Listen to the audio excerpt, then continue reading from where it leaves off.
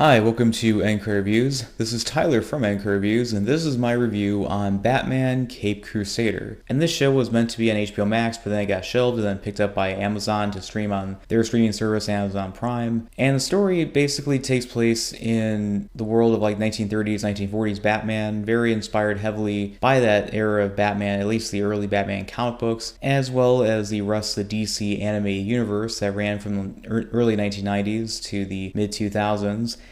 And the show itself is a mixed bag. So one of the things I liked about the show is the look of it, especially with the whole visual style of the 1930s to 1940s when the Batman character was first created in Detective Comics issue number 27. I also liked some of the horror aspects and supernatural aspects they brought into some of the episodes. I mean, my favorite episode would have to be the one with Clayface. It's the one where you basically have nods to various horror movie characters, or at least various icons in the horror genre, such as Jack Pierce, who was the mastermind on many of the iconic Universal Monster movie makeup. You also have Basil Karloff, who's obviously modeled after Boris Karloff. You have reference to London After Midnight, which is a lost Lon Chaney Sr. film. I forget which studio did that. I don't think Universal did that. It might have been MGM, but anyway, I just really liked that episode a lot. It was a classic murder mystery story. I also enjoyed the last two episodes of the show involving the character of Harvey Dent, aka Two-Face, who was ironically voice acted by Dietrich Balder, who also had voice acted on Batman the Brave and the Bold, and various other projects as well related to Batman. I also like the episode called Moving Target, where basically a hit is called on Gordon, and there's this newer villain from the comics. He's not like a villain that existed in the early days of the Batman character, but more so he exists more in the newer comics as well. So I like the episode and the twist at the end of what it really turned out when it came to like, oh, a hit on Gordon, but it's not the Gordon you're thinking of. And also there was another episode called Nocturne, I think that's how you pronounce it.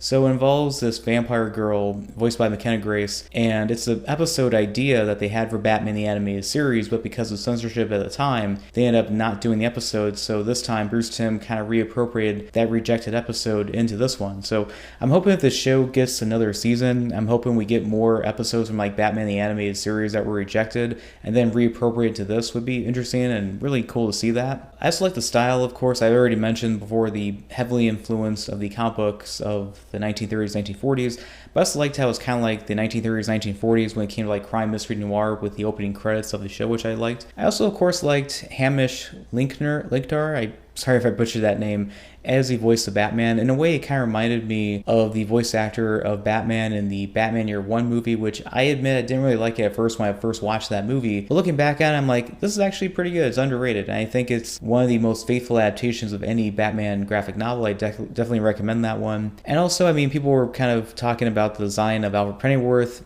how he's kind of obese, but the thing is that if you look at the design of the early character that he was kind of based on, he wasn't really his butler, he was actually some detective to at least capture Batman, then Batman kept getting away. He was modeled after that design of the character. In addition, I also noticed that Harvey Dent, when he becomes Two-Face, that the half of his face, I mean, yeah, maybe they could have changed a little bit of the color on that side of his face that got messed up. But on the other hand, it kind of reminded me of Boris Karloff's look in The Raven. However, I gotta address the big elephant in the room, and the fact that the reason why this show's a mixed bag is the fact that for a show taking place in the 1930s and 40s, there's a lot of racial diversity in it. Now, if the show took place nowadays, that would have been fine. But the thing is that in the 1930s, 1940s, America was not so diverse like it is nowadays. Like, it was roughly 90% white, and the fact that they kept, like, race swapping various characters in the show, it just really clashed with the aesthetic of the 1930s and 1940s. I mean, the thing is, you have a character like Renee Montoya, who of course was a character that is in the show, but she was an original character created for Batman the Animated Series that became a fan favorite.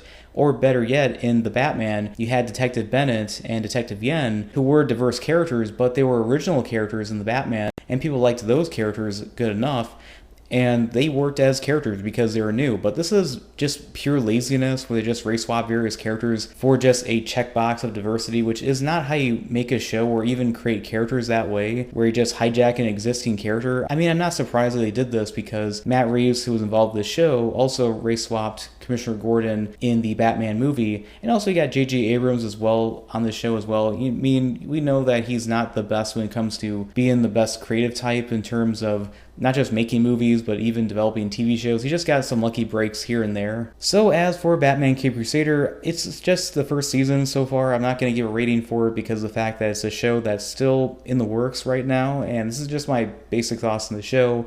And I did enjoy it for the most part, at least some of the episodes. Some other ones were kind of a drag, especially the one with Penguin where they gender swapped the character, which didn't make any sense to me, except minus the whole, well, aside from the fact that it's like, oh, we're just gonna, gender swap and race swap for, a checkbox here and there. Oh yeah, aside from that, I also had the issue with Harley Quinn. Now, it's not just the fact that she got race swapped in the show. The other issue I have is the fact that you have her as Harley Quinn before we introduce the Joker, which, kind of a mild spoiler, the Joker is hinted at in the final episode of the show.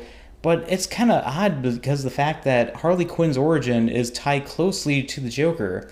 It's kind of like with those Venom movies, where the reason why those Venom movies are pretty hollow as they are is that it's Venom without Spider-Man, and Spider-Man is tied closely to Venom's origin story, so removing Spider-Man from Venom just is bizarre to say the least. And I gotta say that also applies to the fact that they had Harley Quinn become a villain without the Joker, or as she would call Mr. J. So as for the Batman Cape Crusader, it's not the worst thing ever, it's definitely not the best thing ever, it's just disappointing in ways, but it's also entertaining and fun in ways, and it's just a mixed bag show. I'm very conflicted by it. I think this is probably the most conflicted I've ever been for a Batman TV show of all time, ever. So anyway, this is Tyler from Anchor Reviews, and I hope you enjoyed this episode on Anchor Reviews, and I hope to make a lot more in the future. Please like and subscribe.